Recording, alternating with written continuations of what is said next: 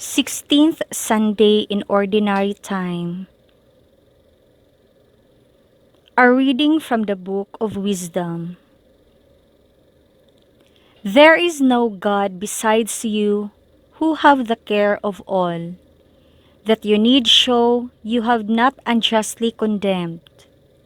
For your might is the source of justice, your mastery over all things makes you lenient to all. For you show your might when the perfection of your power is disbelieved, and in those who know you, you rebuke temerity. But though you are master of might, you judge with clemency, and with much lenience you govern us. For power, whenever you will, attends you. And you taught your people by these deeds, that those who are just must be kind. And you gave your children good ground for hope that you would permit repentance for their sins. The word of the Lord.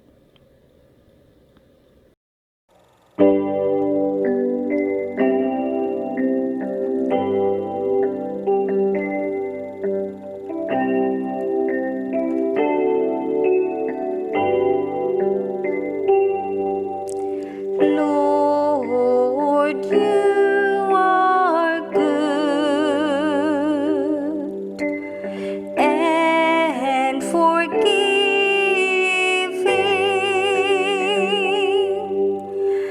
Lord, you are good and forgiving. You, O Lord, are good and forgiving, abounding in kindness to all who call upon you. Hearken, O Lord, to my prayer, and attend to the sound of my pleading. Lord, you are good and forgiving.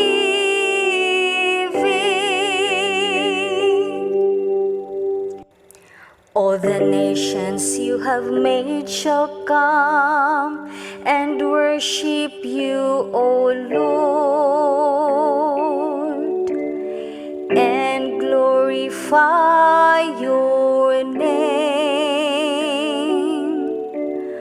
For you are great, and you do wondrous deeds. You alone are God.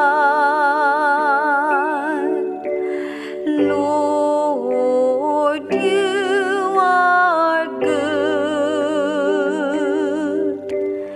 and forgiving.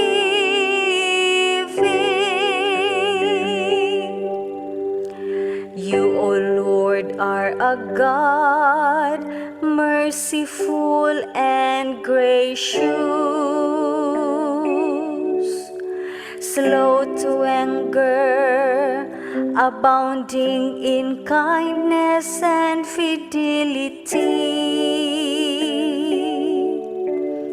Turn toward me and have pity on me. Give your strength to your servant.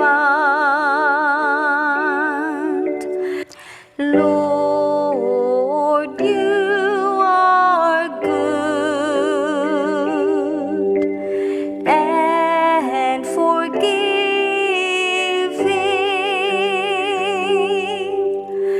Lord,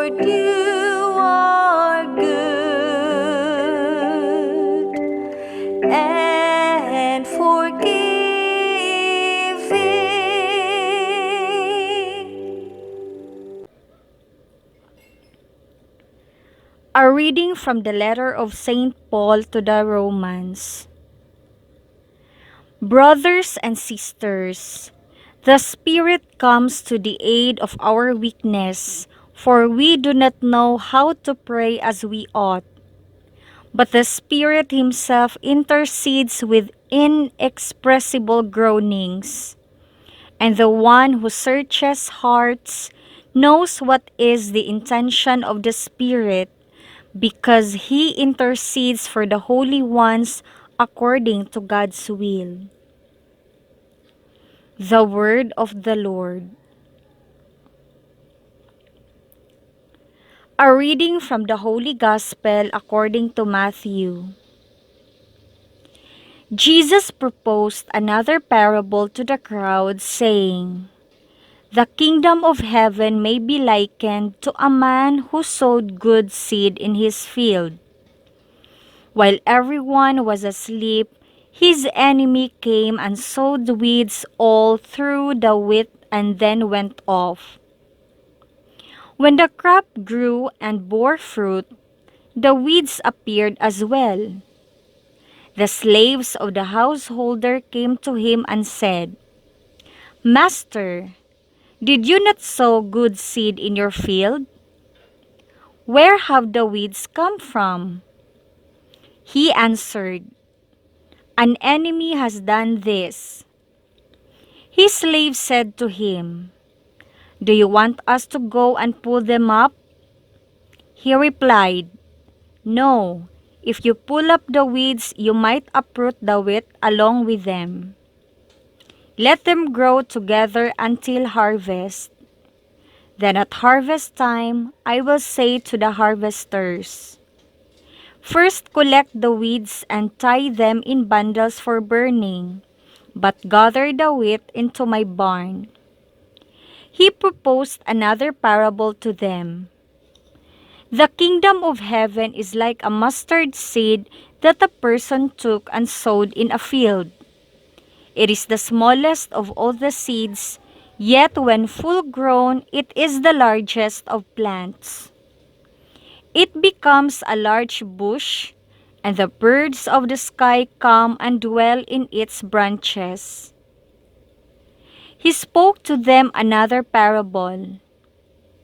'The kingdom of heaven is like yeast that a woman took and mixed with 3 measures of wheat flour until the whole batch was leavened.' All these things Jesus spoke to the crowds in parables. He spoke to them only in parables to fulfill what had been said through the prophet. 'I will open my mouth in parables. I will announce what has lain hidden from the foundation of the world.' Then, dismissing the crowds, he went into the house. His disciples approached him and said, 'Explain to us the parable of the weeds in the field.' He said in reply, 'He who sows good seed is the Son of Man. The field is the world, the good seed the children of the kingdom. The weeds are the children of the evil one, and the enemy who sows them is the devil. The harvest is the end of the age, and the harvesters are angels. Just as weeds are collected and burned up with fire, so will it be at the end of the age. The Son of Man will send his angels, and they will collect out of his kingdom all who cause others to sin and all evildoers. They will throw them into the fiery furnace, where there will be wailing and grinding of teeth. Then the righteous will shine like the sun in the kingdom of their Father. Whoever has ears ought to hear.' The Gospel of the Lord.